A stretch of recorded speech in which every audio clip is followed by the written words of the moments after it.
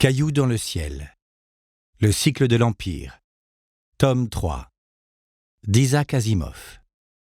Lu par Stéphane Ronchevski. 2 minutes avant de disparaître pour toujours de la surface de la terre qu'il connaissait, Joseph Schwartz déambulait le long des rues accueillantes de la banlieue de Chicago en se récitant des vers de Browning. Ce qui, en un sens, était quelque peu étrange. Une personne non avertie n'aurait jamais imaginé en le croisant que Schwartz fût un inconditionnel de Browning.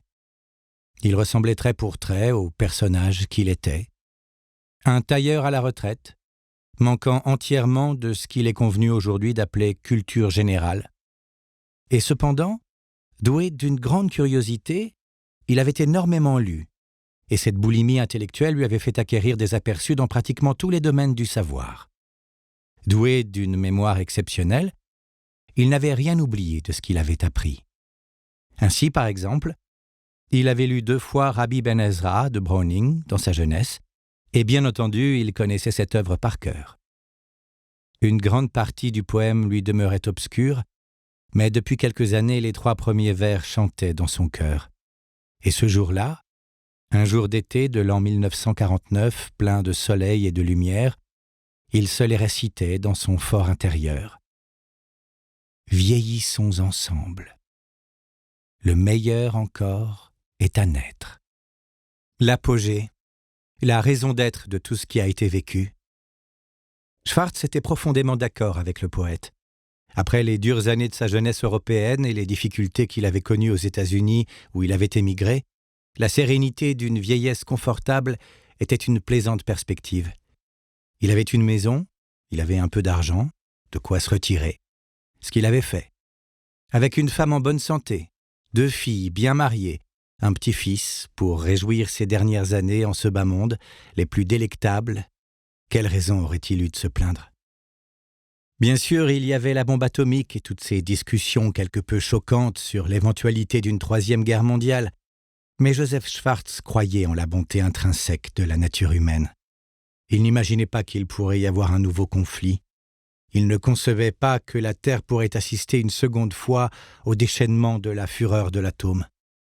Aussi, adressait-il un sourire indulgent aux enfants qu'il rencontrait sur son chemin, en leur souhaitant silencieusement de passer vite et sans trop de difficulté le cap de la jeunesse pour entrer dans les eaux paisibles de la meilleure partie de l'existence. Il leva le pied pour éviter une poupée de chiffon abandonnée au milieu du trottoir, enfant trouvé en attente de parents adoptifs.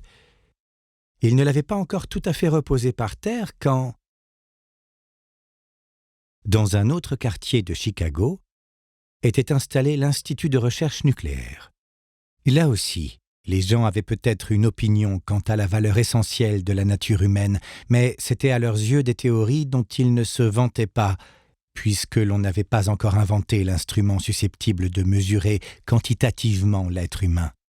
Et quel que fût leur point de vue personnel, ils en étaient tous à espérer que la foudre du ciel empêcherait la dite nature et la maudite ingéniosité humaine de transformer la moindre découverte innocente et intéressante en une arme de mort.